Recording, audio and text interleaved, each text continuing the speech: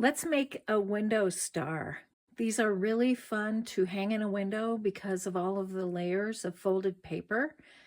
They get illuminated in different ways for a magical experience. This project is featured in my book, Playing with Paper. Now let's talk about this paper. You could make this in other papers, but this is a really cool paper called kite paper. There are resources listed in the notes below this video. And I just want to show you some variations. You can buy really large sheets of kite paper. This is folded actually in quarters. So if you wanted to make something else with it. And then this is what I bought. This is a pack of 6-inch squares that tear off in an assortment of colors. And then I've cut those squares into 8 pieces. So you can make one window star out of one square of paper, and it would be all the same color, obviously, which is beautiful. Or you can cut different colors to make a multicolored or every other color, lots of variations. I also have a glue stick, and I'm just working on a cutting mat. You do not need a cutting mat, but I cut my pieces of paper on one. So all 8 rectangles get folded in the exact same way. And you can fold these in different ways as well. I'm just going to show you one way, but there are lots of variations.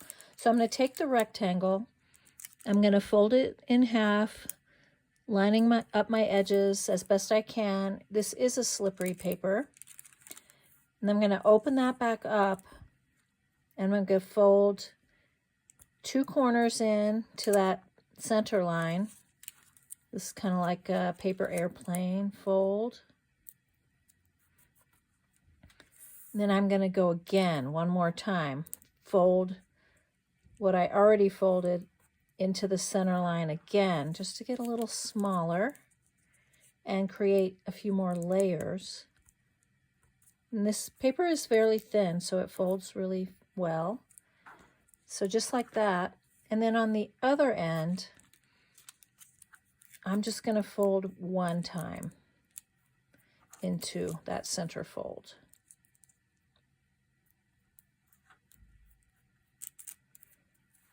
Okay, so that is one rectangle. That's how it's going to end up.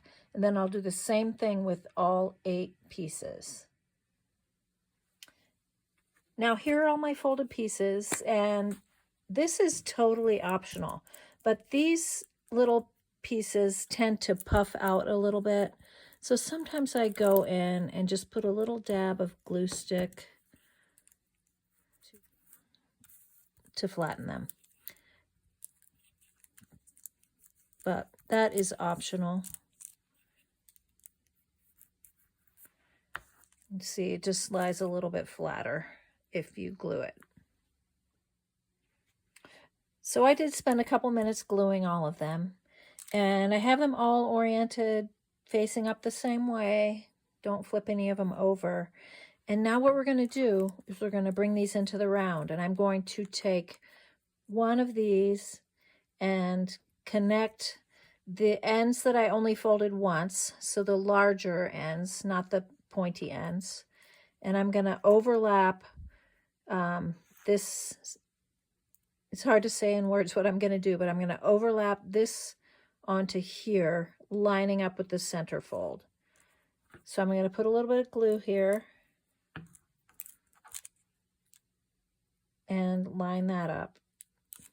And then I'm going to work my way around this center point, connecting all of these as I go.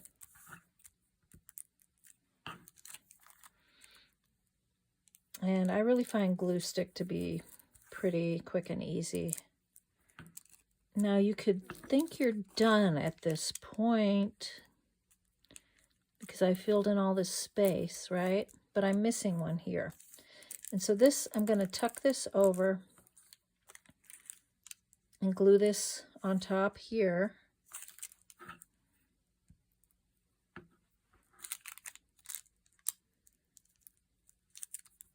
So again, I folded that orange one over, and now it's going to go and overlap here. So that's the final section. And there is my window star. Hang it a window, watch it glow.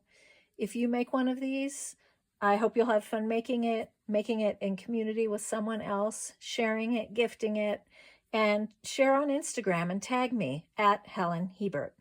Have so much fun. And if you love working with paper like I do, I run a membership program called the Paper Year online. We learn a new technique for working with paper every month in a wonderful paper-loving community.